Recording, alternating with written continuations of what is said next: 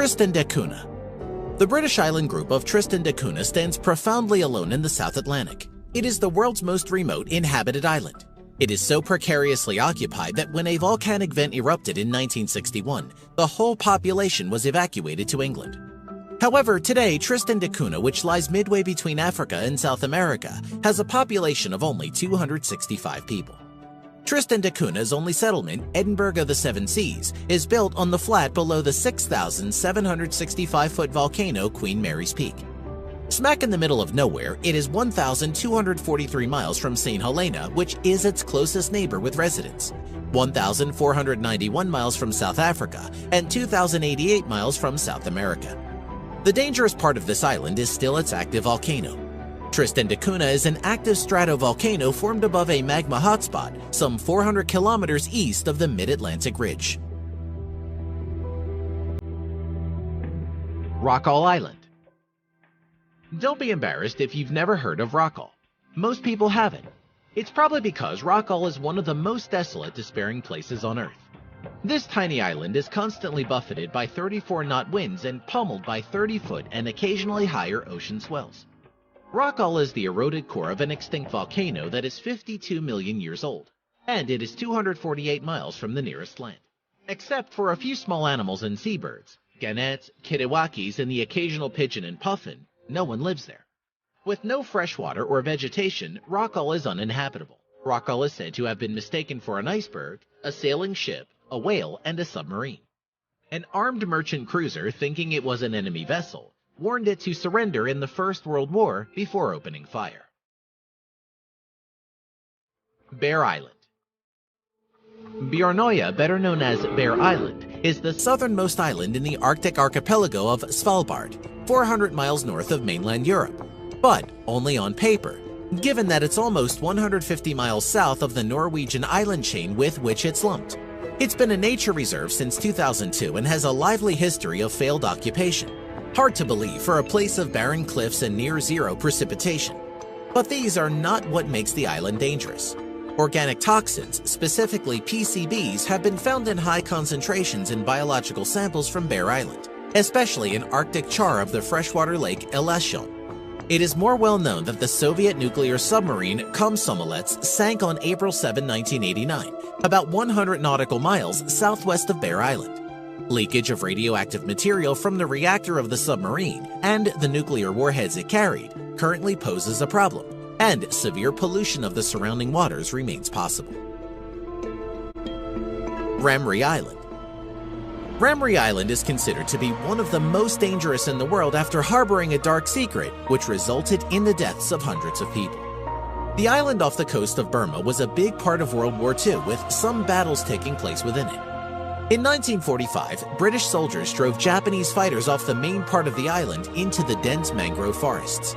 What no one realized was that they are home to an unknown but large number of saltwater crocodiles, which are known for being an animal most likely to eat a human. According to historical interviews, anywhere between 500 to 1,000 retreating Japanese soldiers were devoured by a large infestation of saltwater crocodiles as the troops entered the marshes and mangroves that surround Ramree. Only around 20 of the men emerged to be captured by the pursuing forces. The survivors immediately began spewing tales of reptilian monsters. Farallon Islands. Named for the Spanish Farallon, meaning rocky pillar jutting from the sea, the Farallones was called the Devil's Teeth by sailors in the 1850s for their ragged profile and treacherous shores, the cause of many a shipwreck. But that is not the only danger here. The sea around the Farallon Islands off the coast of San Francisco was used as a dumping site for radioactive waste.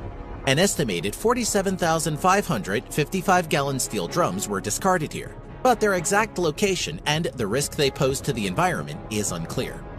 It is also believed that attempting to remove them would cause more damage than leaving them untouched.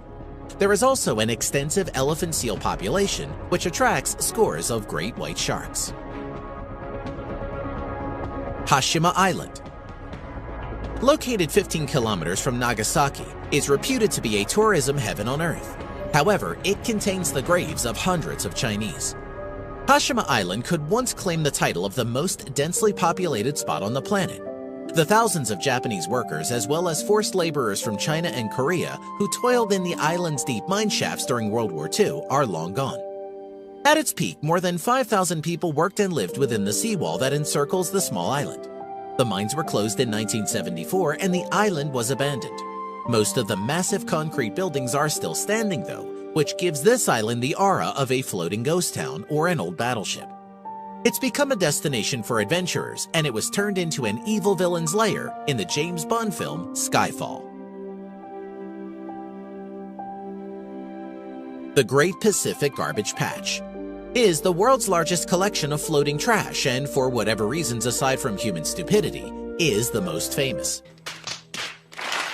It lies between Hawaii and California and is often described as being larger than Texas, even though it contains not a square foot of surface on which to stand. It also cannot be seen from space, as is often claimed. Microplastics make up 94% of an estimated 1.8 trillion pieces of plastic in the patch, but that only amounts to 8% of the total tonnage. As it turns out, of the 79,000 metric tons of plastic in the patch, most of it is abandoned fishing gear, 46% of it, not plastic bottles or packaging drawing headlines today. An estimated 100,000 marine animals are strangled, suffocated, or injured by plastics every year. Saba Island. The island of Saba rises majestically from clear azure waters, stretching its summit to caress the clouds. It is like no other Caribbean destination. Untouched by the quickening pace of the modern world, an island caught within a moment. This Caribbean island in the Lesser Antilles chain is a special municipality of the Netherlands. Saba is primarily known for its diving, and it has a wealth of scuba and snorkel opportunities, rivaling those of much larger destinations. However, if you ever want to visit, make sure it's during the winter.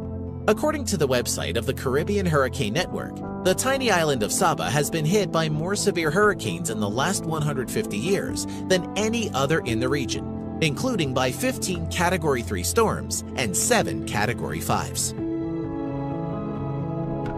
Miyakejima, Japan. About 160 kilometers south of Tokyo is the town of Miyakejima, sitting at the base of the volcano that shares its name. This town is covered with a cloud of harmful sulfur dioxide gas spewed into the air by volcanic eruptions. The area's cold and heavy weather systems make it worse. Dealing with the sulfur dioxide constantly pumped into the air is one of the consequences for those living in Miyakejima. To live there, you must carry a gas mask at all times. If the air quality gets bad enough, the town turns into a masked, extraterrestrial-looking crowd of people who look as though they are attending the same themed costume party. The year 2000 was a particularly awful year on the island, so bad that it was shut down and inhabitants had to be evacuated. The Island of the Dolls, Mexico. The Island of the Dolls, or in Spanish, La Isla de las Muñecas, is one really creepy spot. The island, which is fairly close to Mexico City, is overflowing with dolls hanging from trees. Myths abound about the island. Legends say that a young girl drowned there, the man who found her later finding a doll floating where the girl had been. Out of respect, he strung the doll up to a tree, but despite his act of reverence, he felt haunted by the spirit of the girl and began to hang more and more dolls to please her. There are hundreds of dolls there today, many of which have severed limbs or are decapitated or mutilated in some way. The effect of these lifeless figures swaying in the breeze is understandably macabre, and unsettling stories are plentiful.